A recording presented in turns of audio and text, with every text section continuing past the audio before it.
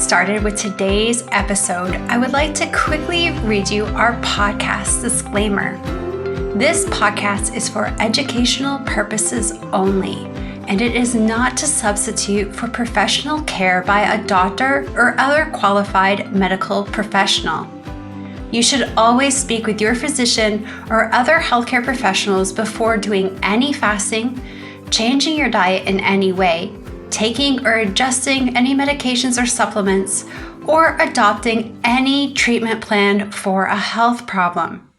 The use of any other products or services purchased by you as a result of this podcast does not create a healthcare provider-patient relationship between you and any of the experts affiliated with this podcast. Any information and statements regarding dietary supplements have not been evaluated by the Food and Drug Administration and are not intended to diagnose, treat, cure, or prevent any disease. All right, and now we'll get started with today's episode. Hi, everyone. It's Megan Ramos here with another episode of the Fasting Method podcast. It's actually been a minute since I've recorded, but I'm super excited to hop back into it today. We have some very special guests. I'd like to introduce these two incredible ladies who have changed my life, and it's such a pleasure to be part of their journey as well. And it's also kind of a weird introduction because she is usually my co-host on these podcasts, but today she's here as a guest. It's been a minute. We'd like to welcome Dr. Nadia and her incredible daughter, Zinzi, to the show. How are you doing today, ladies? Hi, everyone. I'm good. How about you, Zinzi? I'm good. Thank you. We just spent the last 20 minutes catching up because Megan and I, whenever we're together, but it's been a minute. It has been a minute. I mean, we've been so privileged to work with friends who are like family over the years. And as Nadia shared on a previous episode of the Fasting Method podcast, she had a real big move to Dubai and just a lot of motherhood stuff to focus on. So she stepped away from doing some fasting method stuff, although I'm trying to reel her back in for a few webinars this summer, or special workshops this summer rather. But aside from that, she started a really cool project with her daughter Zinzi, and they have a really incredible story to tell. So Nadia, Zinzi, tell us what you've been up to during this break since we last heard from Dr. Nadia. I'm going to let Zinzi take over because once she starts talking, she's great. And if I do all the talking, then we're going to miss out, really. So how about, Zinzi, you tell us, what's our life been like since August? I'll start with this. I recorded with, I think it was Terry, right, in July. And I told everybody in our community that after 8 amazing years, I needed to take some time for my family and for myself, not just because we were moving from Europe to Dubai, so from Portugal where we were to Dubai. But I did allude to in that recording that there was some stuff going on in our family. I was feeling very overwhelmed. In the meantime, no surprise, no shocker. I mean, it's going to be in the show notes that I started a podcast, sort of one of these spur of the moment things. Plus I had some experience with you, right? You and I had been doing the TFM podcast for a while. And so out of nowhere, Zinzi and I were sitting in a car driving back from one of her photo shoots for her dance, and she does performing arts and whatnot, and decided on the spot, hey, let's start a podcast. And I think it was a brilliant idea because it really did open up the conversation between Zinzi and I. And during the very first episode of our podcast, I said, to some of you may know that I took some time off work, and the reason for it is sitting right here in front of me, and that's my 14-year-old daughter, 13 at the time, Zinzi, who has an eating disorder. And that's how we started our podcast. And so I'll let Zinzi tell us a bit more of what we've been up to. Okay, so since October, we've been recording almost every week. And we've just been sharing kind of what it's been like with disordered eating and binge eating.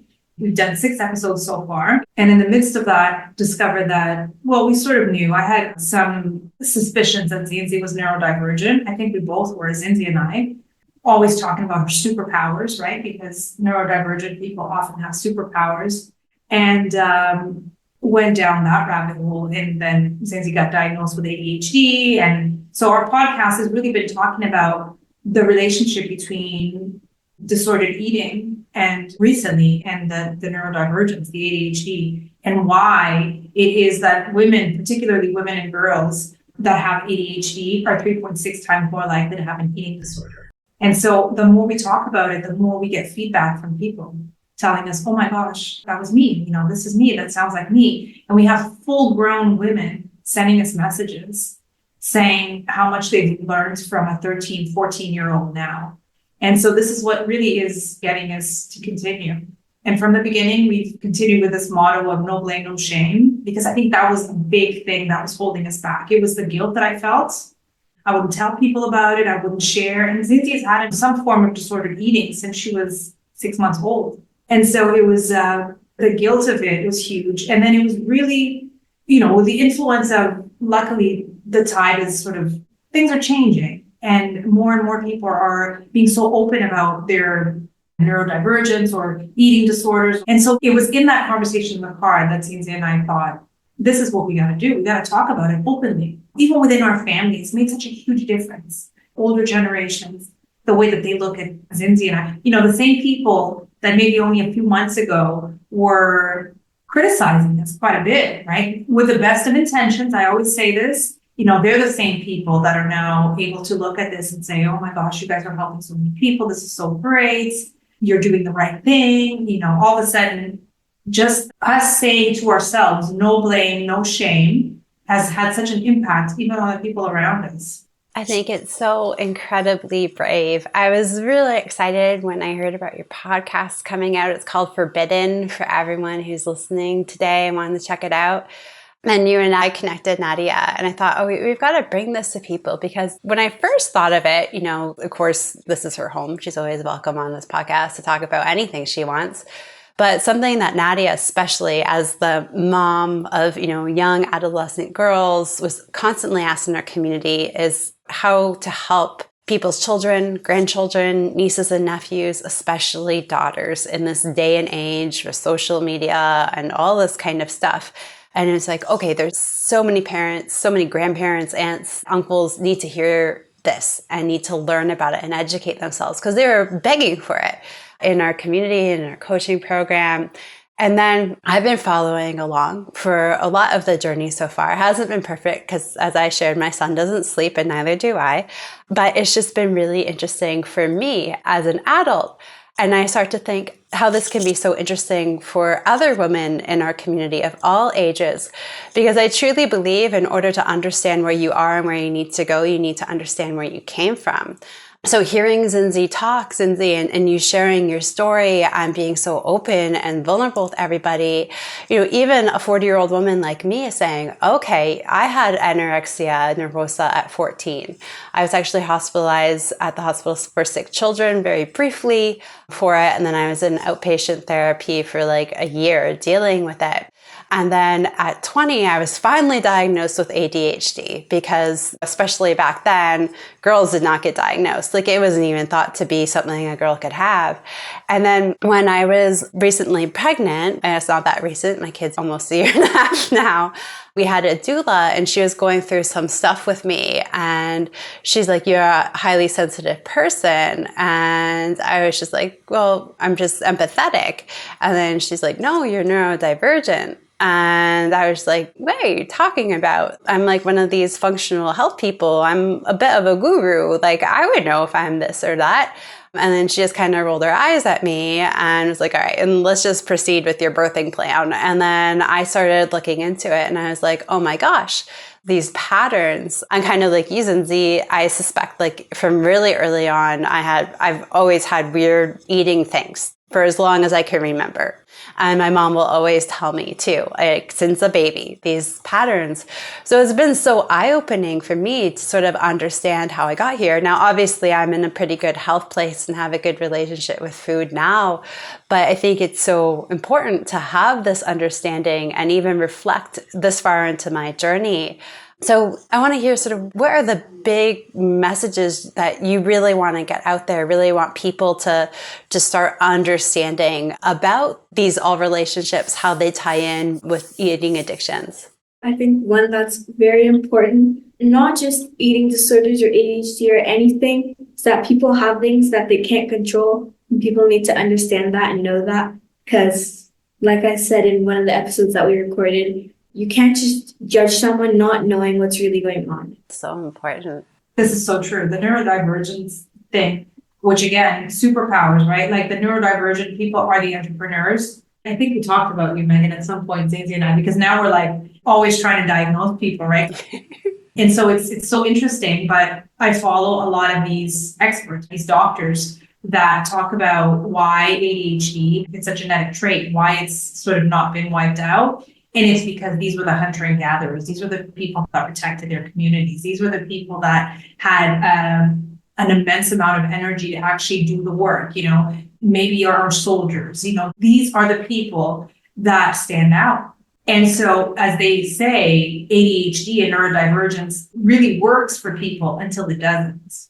And then it's these things, like binge eating. Obviously, this is not working because up until now, it was totally working for her. And we hear a lot about women, like you were saying, that don't get diagnosed until much later, usually until they have kids. Because up until then, they can bounce all the balls. They can juggle all the balls. The minute that they have a kid, and I went through that. So, I wonder about my own. I definitely wouldn't say, and I think you know me well enough, I definitely wouldn't say that I'm typical, neurotypical. So anyway, we're all on the spectrum, no doubt about it. But what Zinzi just said is that had we understood this, especially with her eating journey, it would have made things so much better, because instead of blaming her and spending so much time, and I talked about this. So this is one of the messages that you said, it's this, people have no idea how stressful being around a dinner table can be for a family of people with eating disorders. How stressful, how much, not just the criticism that's there, but like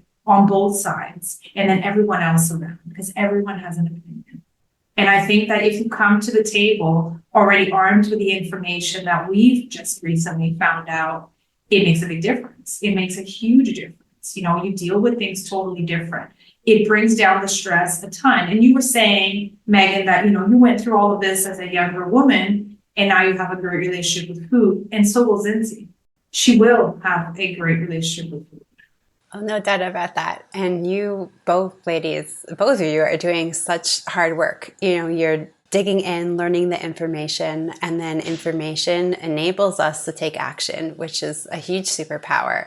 So I know people are listening have two big focuses. Nadia, you know where I'm going with this. One, they want to know, how do they get this information?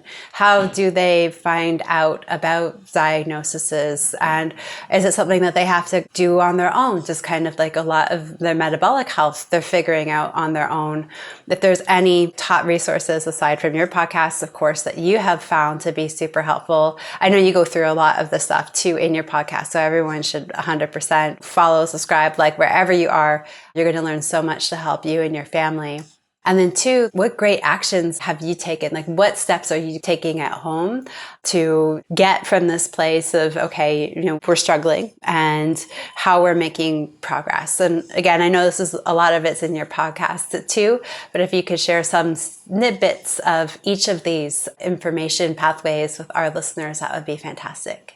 Well, I wanted to say something that's really, I think this is the place to say it. If it wasn't for this community, the TFM community, none of this would be happening for now. I was telling Zinzi this today.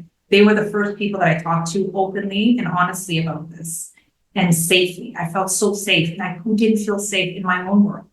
And so if it wasn't for the TFM community, I would not have gotten to where we are today, and I wouldn't have taken the steps that I have taken, and I wouldn't have even realized most of this. It was that community, it's particular individuals in that community that talked to me for the very first time about mom guilt and how I needed to address that. And so many other things. There's still people in the community that I still get amazing messages from to this day, and I believe I will continue to. I still feel like I'm part of that community, even though I've taken some time away. So first, I wanted to, because I know a lot of them are listening in, that many of them I had shared. It was such a safe place for me to come in to share. So I owe them a ton. And just sharing their story, I've always said this, right? Even as a coach, that I've learned a lot more from our community and our clients than I've ever taught them. And I believe that to be true, and to this day. So our podcast is on my YouTube channel. It's drnadia.com. That's my website and YouTube. So you can go to DOCTOR NADIA, like you spell out Dr. Nadia. And that's my YouTube. And for now, it's a video podcast because Zinzi likes to be on video.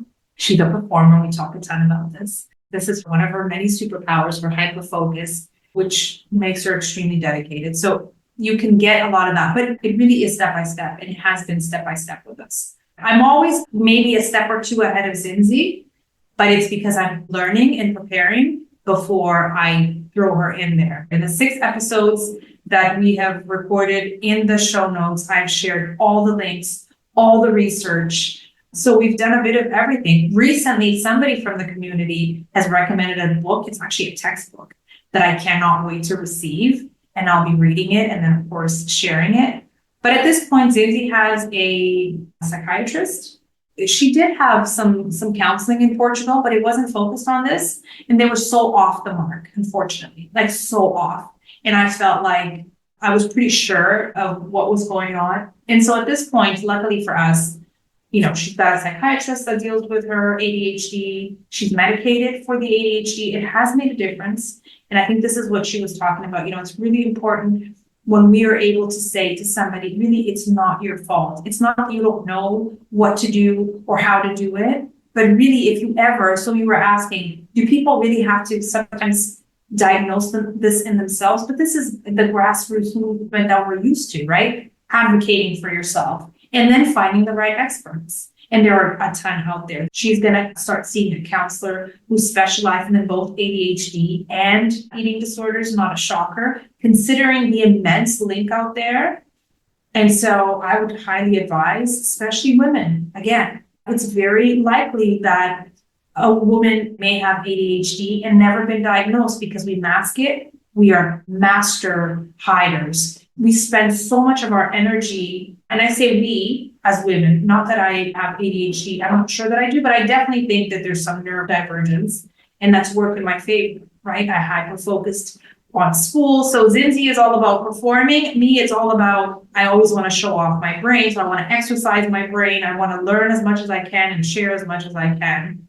And so if there are women out there who feel like, and these are the women that I've always worked with, the CEOs, the surgeons, the mothers of 5 and 8 kids, that just, you can do it all. But they would say to me, why is it that I can do it all, but I can't do this? I cannot deal with food. And so I think that's key. As far as kids and teenagers, my real concern is if we don't get them properly diagnosed, they're going to be a lot more labeled in life. People are very worried about labels. But if kids don't get properly diagnosed, they're a lot more labeled, a lot more criticized. Then we don't know what to do either. So we can't help them. But there's a lot to this. The food addiction that comes with this could later on move on to other substances. And so it's really important that we understand this very early on. And I'm very concerned about that from having other experiences and seeing other people's experiences. So we're learning from each other, really. That's fantastic. It is hard work. It is definitely hard work. You're doing a lot of great things, seeking the right experts, identifying when an expert doesn't necessarily feel right, and then pivoting, to someone who does. And then because of your background, you're able to say, okay, I don't think that person's doing so well in serving my kid. This is kind of what I think what's going on. Let's explore this path with an expert that's a little bit more niche in this particular subject and see what's going on there. So a lot of expert supports. Are there some strategies that you're implementing at home as a family to help Zinzi feel more comfortable being Zinzi and just like thriving in all of the amazing Zinziness that you are? What are some little things that you're doing at home? Maybe it's just you, Zinzi, that you're trying to focus on every day to help you sort of crush this journey, because like your mom said, like you've got so many superpowers. So it's saying, okay, I've got these superpowers. They're not deficits, they're superpowers.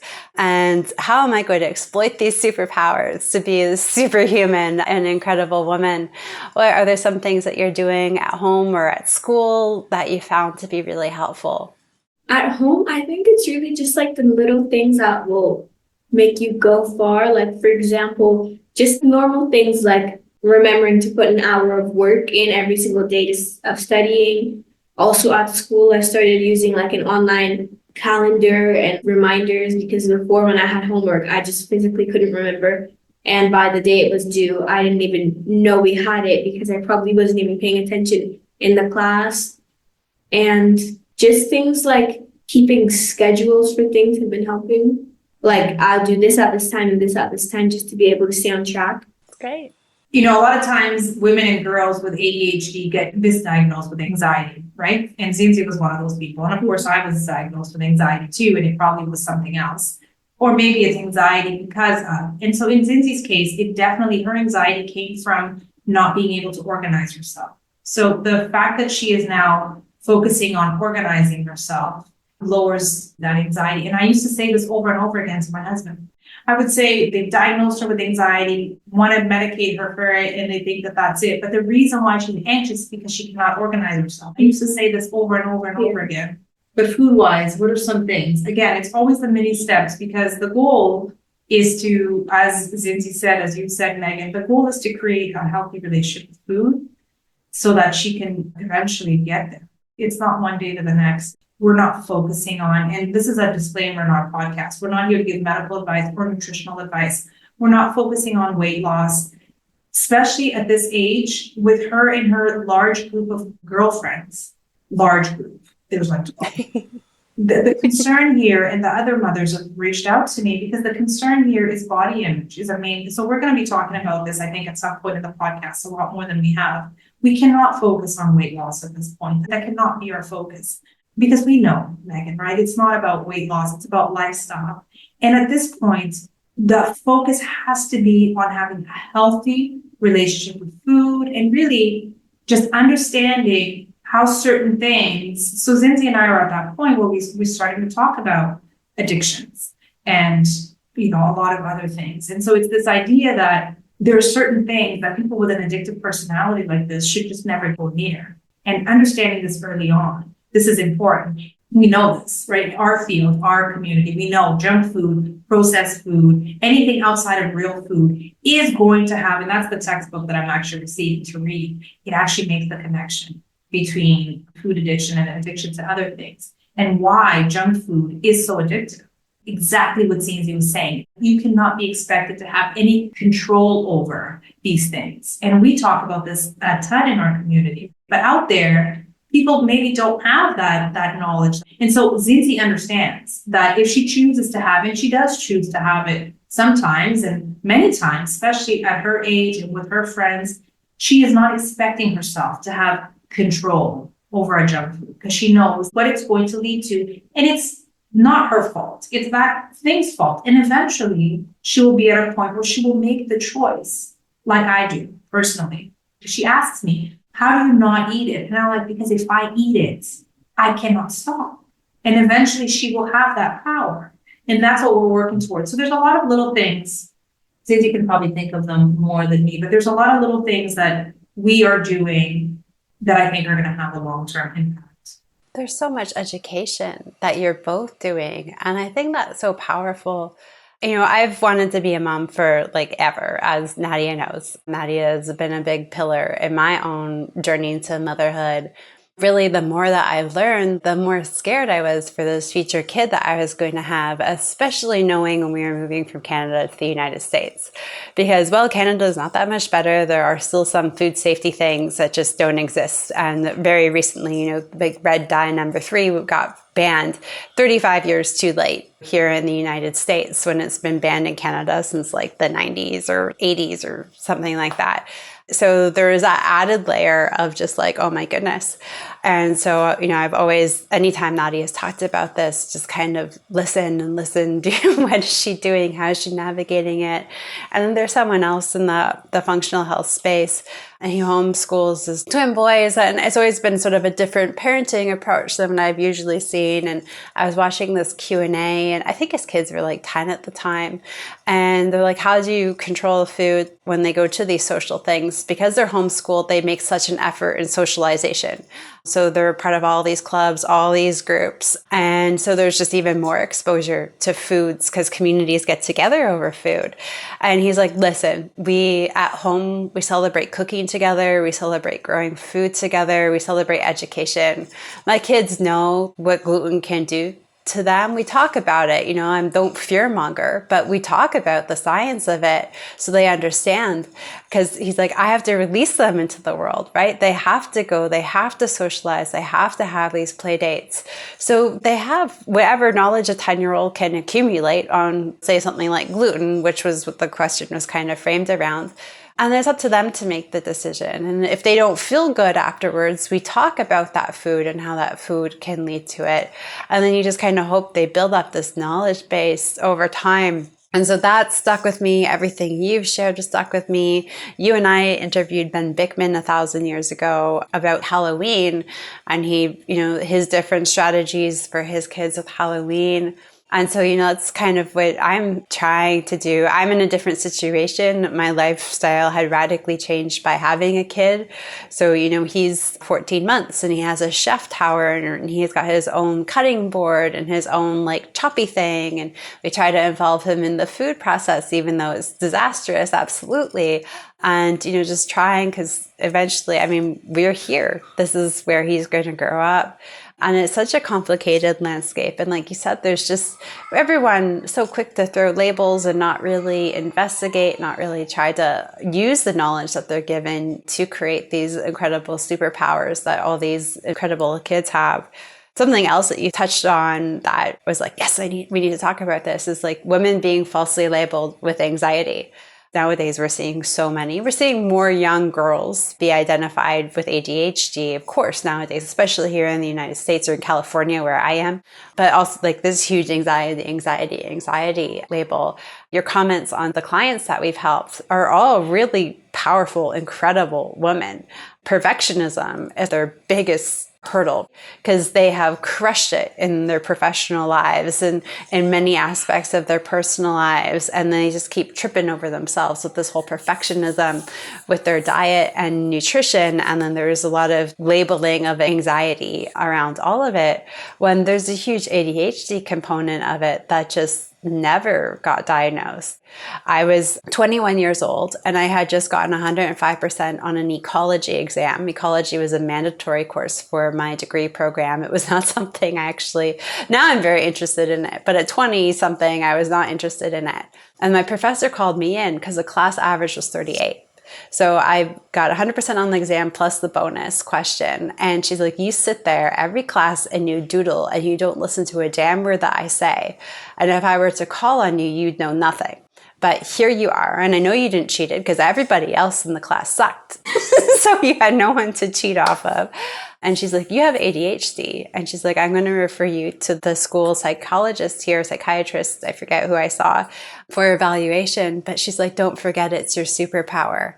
She's like, you've been figuring out, at least academically, how to make it your superpower because of natural resourcefulness. But if you don't explore this, it's going to crush you later in life in all aspects of your life. And it was actually some of the therapy that I then went through that when I got diagnosed with metabolic health, I thought, okay, I'm not going to put this perfectionism. I am going to relax. I'm going to chill. If I go off track, I'm not going to beat myself up for it. I'm going to take this radically different approach than I would have with anything else in my life. And that's really kind of what saved me in the end and got me from a metabolically bad place to a very good place. So the work you two are doing is absolutely incredible. I'm so excited when I saw that you were going to do this. We're so excited to keep promoting it here and making sure everybody, because I think regardless of your age, there's something that you can get out of this because it does. We see it, right, Nadia, and 70-year-olds, 80-year-olds who come to work with us at the Fastly Method, these exact same patterns, but they didn't have a mom with your background. They didn't live in this day and age where technology, there is better communication. Social media is a blessing and a curse, right? In so many respects. So it's just awesome. What are sort of your top 3 pieces of advice to give to people out there right now who suspect that they might be going through a journey similar to Zinzi's or have a daughter or granddaughter going through it as well? Well, first of all, everything that you just said, you're talking about your professor, it's all these women that maybe they didn't have somebody there for them, but they're now being this shining light. And for me, it's been all these women, like I talked about in the community, including yourself. We've sort of helped each other so much because we've gone through so many things that we didn't have other people to guide us, right? So we helped each other. And then whatever I would learn, I would share with you and vice versa. And so it's all of these amazing women, like you said, these 78-year-old women that come into our community, and they have so much wisdom. And if it weren't for that, I definitely we wouldn't be doing this. And so again, it's passing that forward, pass this on, pass the information on to people. People need this information. But 3 pieces of advice for sure. Know that neurodivergence and ADHD looks very different in women and girls than it does in boys. Okay. So people would look at Zinzi, and even to this day, if I mention it, they're like, Zinzi, no, because they see this amazing girl, right? And so we have this preconceived notion of what ADHD and what neurodivergence looks like, and that is not what it looks like. It looks like a Megan, it looks like a Zinzi. It is these very accomplished, very put together, very smart. There's just a lot going on in here, right? And so understand that. And again, it is a superpower and it works, but there might be something that is not working for you. And that might be extremely, as your professor said to you, and so you need to be aware of that. And in Zinzi's case, and many of the people listening to us right now, because they're in this community, they have metabolic syndrome, it might be the food. It might be the food addiction, which again, it's not your fault for a number of reasons, but it certainly is not your fault that people say to me, why is it that me and my sister are so different? Zinzi has a sister. Her sister, they're very similar physically. It's not the body, it's not the weight, but it's the way that they react to food, right? The way that Zinzi eats is very different than the way, and I'm not talking about whether one does TRE, it's not that way of eating. It's really just her reaction to food. And we understand that that has to do with ADHD. It does have to do with the impulsivity, but it also has to do with the dopamine pathway.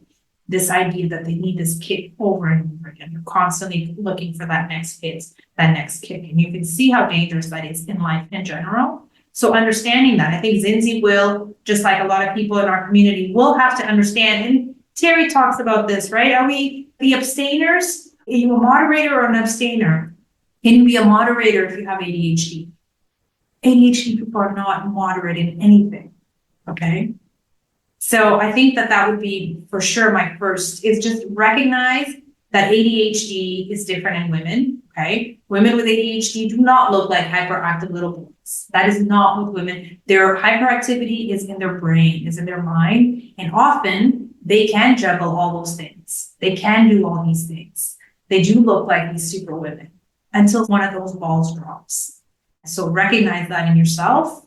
And then anything else? 3 pieces of advice. I think it's the no blame, no shame. That's a big one, because that has to do with all the most wonderful, most important people in your life might not be at a point yet where they can do that. They want to help you, or you may be the one trying to help somebody in your family, but the blame and shame doesn't help. It makes it much, much, much worse, right? With Zinzi, it led to hiding. So that's what we're working on more than anything. Of course, I understand that she's going to binge and have a compulsive tendency, especially with certain foods, because she definitely does not binge on real food. In fact, she doesn't even want to go near real food. She does it. She never has liked food. She only likes junk food, right? It's not that she likes it. She's addicted to it. And there's a reason. She gets a huge dopamine hit from these foods, right? We talk about dopamine in our community all the time, so people really understand what this is like. And so I think that these are key things. I don't know if you have anything to add.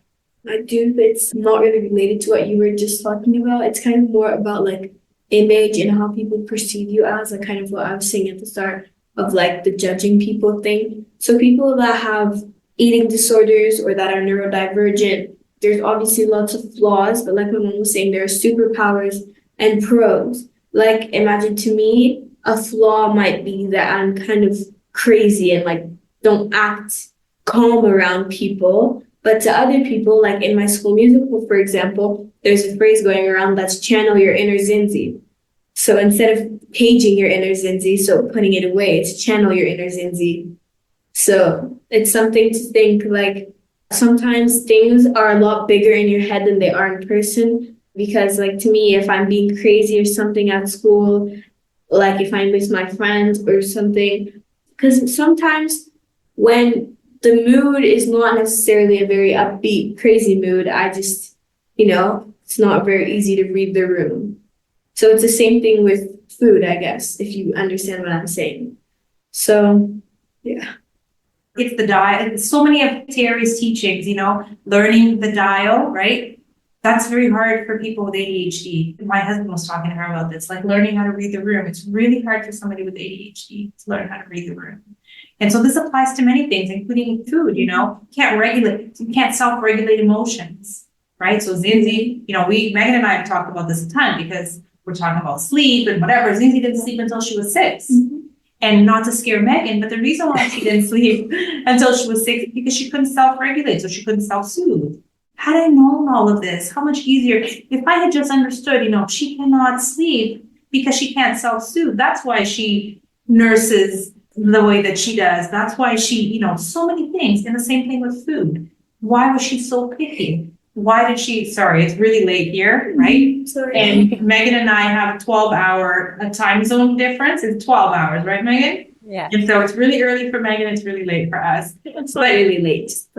Yeah, for us it's late. We start early. But anyhow, it's all of these things, recognizing these things in yourself. Mm-hmm. And so, I don't know, that was a lot more than 3, wasn't it, Megan? Yeah. That was all fantastic.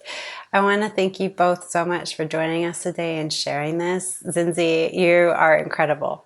You're an incredible young woman. You've helped me see things about my own life, my own journey, even very recently, even in this conversation, these little things have been popping up and I start to understand myself so much better, all because of you and your bravery in sharing this and taking on the hard work.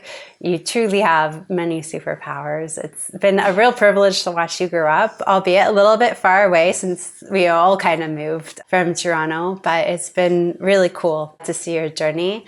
And you and your mom, your family, you guys are doing such an incredible job. And I know that you are just going to fill the world with all of your superpowers in the most beautiful ways. So thank you both so much for being here today. Nadia, I love you. She's my sister. And I'm going to drag her back more often now. But Nadia, their podcast, Forbidden, check it out. Dr. Nadia's website, doctornadia.com. You'll find all the links. She has an incredible social media too. So make sure you're following Nadia on Facebook and Instagram as well. You'll be able to see all of their antics, what they're up to. And we look forward to having you back on the podcast. Thanks, ladies. Thank you, Megan. We really, really owe you for this. We really wanted a chance to let the community know that this is what we've been doing. I sort of left things so abruptly in July, and it's such a great opportunity to come back and just tell everybody how we're doing. Thank you. And yes, I suspect you're going to be seeing a lot more from me sooner rather than later. We love you both. Thank you again. Thank you. Bye. Bye, everybody.